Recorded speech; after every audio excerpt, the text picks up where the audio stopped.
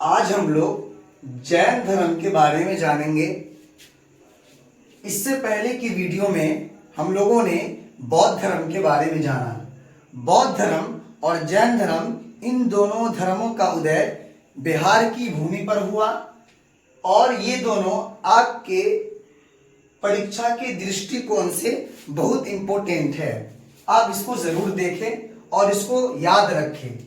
आज हम पढ़ेंगे जैन धर्म के बारे में। तो सबसे पहले ये जान लीजिए कि जैन धर्म में कुल 24 तीर्थंकर आए। कितने तीर्थंकर आए? कुल 24 तीर्थंकर। तीर्थंकर बोलते हैं जो जैन धर्म के बारे में लोगों को शिक्षा देते हैं। जैन धर्म के जो प्रचारक थे, जो जैन धर्म के बारे में बताने वाले थे। जिस तरह इस्लाम धर्म में नबी आए, बिल्कुल उसी तरीके से जैन धर्म में तीर्थंकर आते थे। तो कुल इसमें 24 तीर्थंकर आए। अब हम बात करेंगे कि पहले तीर्थंकर की। तो पहले तीर्थंकर थे ऋषभदेव। जैन धर्म के पहले तीर्थंकर कौन थे? ऋषभदेव। बात करते हैं अंतिम तीर्थंकर के कि अंतिम तीर्थंकर कौन थे? तो अंतिम तीर्थंकर महावीर थे। कौन थे? भगवान महावीर थे, जिन्हें जैन धर्म का वास्तविक संस्थापक भी माना जाता है। जैन धर्म का वास्तविक संस्थापक अगर आपसे कोई पूछे तो आप बताइएगा कि महावीर को माना जाता है। ये महावीर जो जैन धर्म के 24वें तीर्थंकर के रूप में जाने जाते हैं। बात करते हैं महावीर जी की।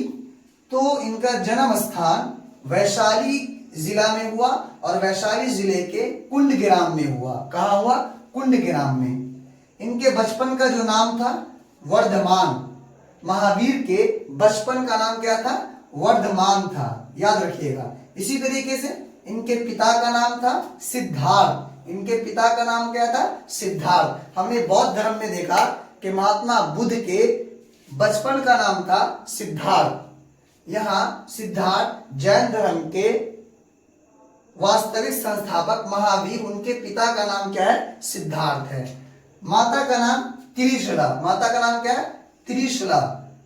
इसी तरीके से तो ये महावीर के बारे में हुआ। अब हम जानेंगे कि जैन धर्म के मुख्य सिद्धांत क्या है। जैन धर्म के 5 मुख्य सिद्धांत है, जिन्हें पंच महावर्त के नाम से जाना जाता है। जिन्हें क्या कहते हैं? पंच महावर्त। यानी जैन धर्म में मुख्य सिद्धांत 5 है, जिन्हें हम पंच महावर्त के नाम से जानते हैं। पहला क्या है? अहिंसा, यानी कि हिंसा ना करना। दूसरा सत्य, यानी सच बोलना। तीसरा चोरी ना करना। चौथा ब्रह्मचर्य। ब्रह्मचर्य बोलते हैं कि अपने चरित्र को अच्छा रखना, लोगों के ऊपर गंदी निगाह ना डालना, इसी को बोलते हैं ब्रह्मचर्य। आखिरी हमारा है अपरिग्रह।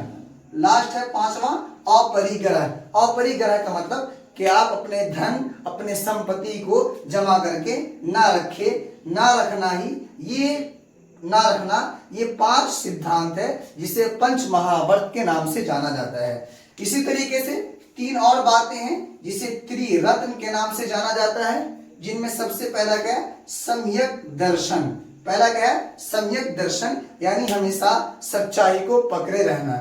दूसरा है सम्यक ज्ञान, यानी वास्तविक नॉलेज लेना, वास्तविक ज्ञान प्राप्त करना और सही ज्ञान प्राप्त करना। तीसरा है सम्यक आचरण, यानी अपने चरित्र को अच्छा रखना, यही कहलाता है सम्यक आचरण। तो सम्यक दर्शन, सम्यक ज्ञान, सम्यक आचरण, इन तीनों को क्या कहा जाता है? त्रिरत्न कहा जाता है। अब हम बात करेंगे कि जैन धर्म का मुख्य विभाजन। ये जैन धर्म जो है, इसका मुख्य विभाजन कैसे हुआ और मुख्य विभाजन में कौन कौन है। सबसे पहला श्वेतांबर। श्वेतांबर का नेतृत्व करने वाला था स्थूलभद्र। स्थूलभद्र के नेतृत्व में श्वेतांबर एक ग्रुप बना। ये जो एक ग्रुप है, ये जो समूह है जैन धर्म का, ये मानता है कि श्वेत मतलब मुक्ति प्राप्त करने के लिए श्वेत वस्त्र को धारण करना है। यानी ये श्वेत वस्त्र धारण करते हैं, इसीलिए इसको बोलते हैं श्वेतांबर। अब हम बात करते हैं दिगंबर की। तो दिगंबर, इसका नेतृत्व किसने किया था? तो भद्रबाहु ने किया था। किसने किया था? भद्रबाहु ने किया था। और इनका मानना है कि मुक्ति प्राप्त करने के लिए वस्त्र को त्यागना पड़ेगा।